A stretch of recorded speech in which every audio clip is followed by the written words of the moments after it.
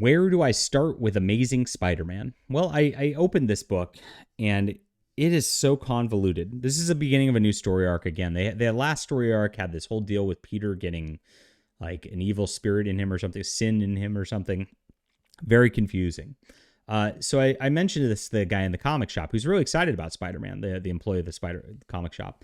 He immediately told me Spider-Man is the most convoluted bit with like the nicest art you'll ever see. And it's true. They have Ed McGuinness doing the art here. Ed McGuinness is a stalwart. I love his art. It's fantastic. It's cartoony and yet detailed and very, very dynamic and action packed. You're wondering who this is, this Wreck Rap and this like not Green Goblin. Yeah, I'm wondering who that is too. So I start talking to the comic shop guy about like, what's going on? And he's like, well, to understand this, and I'm like, oh no, you really have to read the Dark Web. And he gave me this thick trade paperback called Dark Web.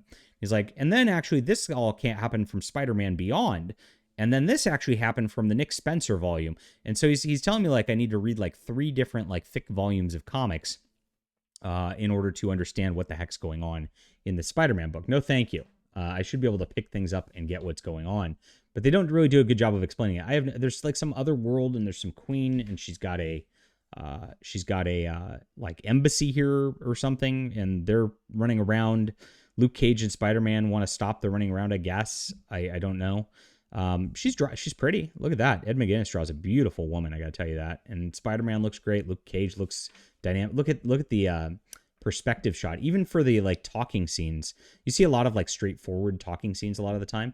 Look at how Ed McGuinness makes this dynamic looking, even though they're standing here and talking. The art's just fantastic. I'll give them that on this here, but it's convoluted and not much is going on over the course of this. Spider-Man starts investigating into this Wreck Rack guy, who's like, I guess, an alternate universe Spider-Man of some sort, and then gets attacked by this like Octoball character.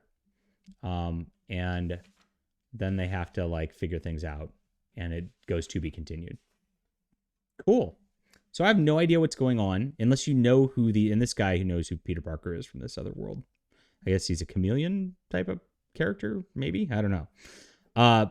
Very confusing. So you have to know all the Spider-Man villains. You have to know, like, you have to be like very familiar with like Green Goblin, Dr. Octopus, all this. So if you came in as a new reader, you wouldn't know who they are. You wouldn't know that these are like side alternate whatever.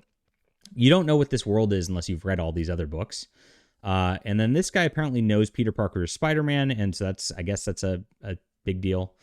And it's just super confusing is where we're at. But the art's great. So I guess if you want to look at some pretty Ed McGuinness art, this is a good place to go.